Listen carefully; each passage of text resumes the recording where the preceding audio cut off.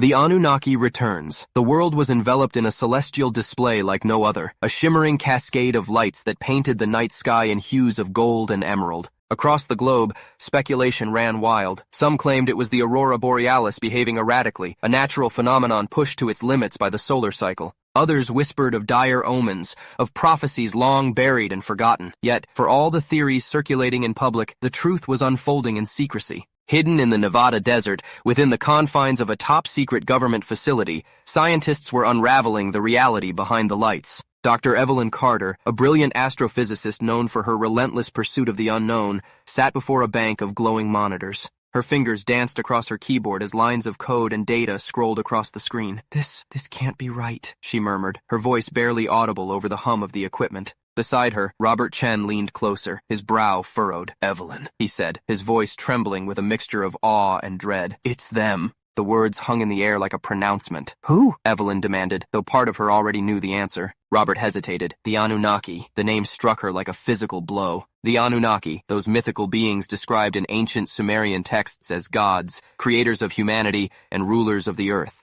For decades, they had been dismissed as mere legend, their stories buried beneath layers of skepticism and ridicule. But now, as Evelyn stared at the frequencies on her screen, she realized the stories might not just be real, they might be unfolding again, right before her eyes. The ground began to tremble, shaking Evelyn from her thoughts. At first, it felt like a minor earthquake, but the vibrations were too rhythmic, too deliberate. Alarms blared throughout the facility as the seismic monitors lit up with erratic readings. Evelyn and Robert rushed outside, their hearts pounding. The desert air was eerily still, the night painted in hues of gold from the shimmering lights above, and then it appeared. Descending from the heavens was a massive triangular craft, its surface glowing like molten metal, shifting and pulsating as though alive. It hovered silently, defying every law of physics Evelyn had ever studied. Her breath caught in her throat as a beam of light shot down from the belly of the ship. The beam struck the ground just meters away from where she stood. The beam was impossibly bright, yet she found herself unable to look away. Slowly, 3 figures emerged from the light. They were tall, far taller than any human, and draped in metallic robes that rippled like liquid silver.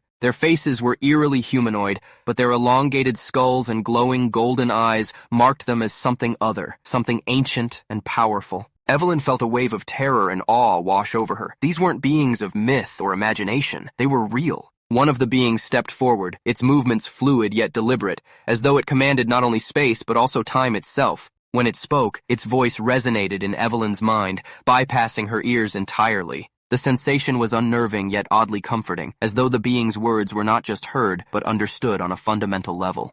"We are the Anunnaki," it said, its tone neither boastful nor threatening, but filled with an unshakable certainty. "Your guardians, your creators." Evelyn's knees felt weak, but she forced herself to stand her ground. "Why are you here?" she asked, her voice trembling, but steady enough to mask her terror. The leader of the Anunnaki turned its golden gaze on her, and she felt as though her soul was being laid bare. "Your world stands on the brink of ruin," it said. "Wars, greed, and neglect of your planet have brought you to this moment. We have returned to decide your fate." Its words carried an unsettling finality, as though humanity's destiny had already been sealed. Behind her, Robert found his voice, though it wavered with fear. "Decide our fate?" he shouted. "You left us thousands of years ago. You abandoned us. Why come back now?" "But you have failed. Your self-destruction accelerates, and now the time for observation is over." The second Anunnaki raised its hand, and a shimmering holographic image of Earth appeared before them, suspended in the desert air. But this was no idyllic depiction. The planet was engulfed in chaos. Swirling storms devoured coastlines,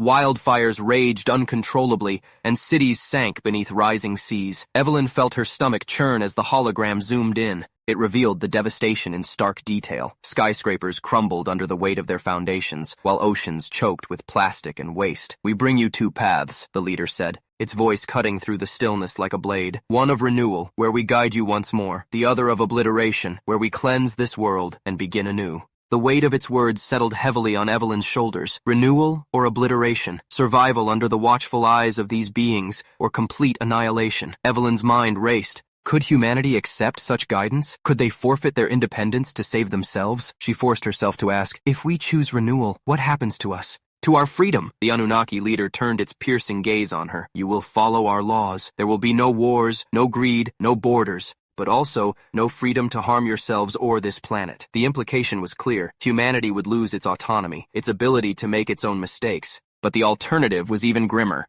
Robert took a hesitant step forward, his voice hollow as he asked the question none of them wanted to hear answered. And if we choose obliteration? The holographic Earth dissolved into dust, a silent yet devastating response. The humans stood frozen, their minds reeling from the enormity of the choice before them. Evelyn felt the weight of the decision pressing down on her, threatening to crush her spirit. But as she looked around at her team, at the faces of those who had dedicated their lives to understanding the universe, a spark of determination ignited within her. She couldn't let humanity be defined solely by its failures. "Give us a chance," she said, her voice steady despite the fear coursing through her veins. "Guide us, but let us prove we can do better. Let us show you that we're capable of change." The Anunnaki leader regarded her for what felt like an eternity, its expression unreadable. Finally, it spoke. "You have one cycle of your sun to prove yourselves worthy," it said. "Fail, and we will decide for you." With that, the beings stepped back into the beam of light, their towering forms dissolving into the brilliance. The craft ascended without a sound, vanishing into the heavens as quickly as it had appeared. Evelyn stood in the desert, her heart pounding as the sky returned to its quiet stillness. Humanity had been given 1 year to rewrite its story, to rise above its flaws, or to face the ultimate judgment. The clock had begun to tick.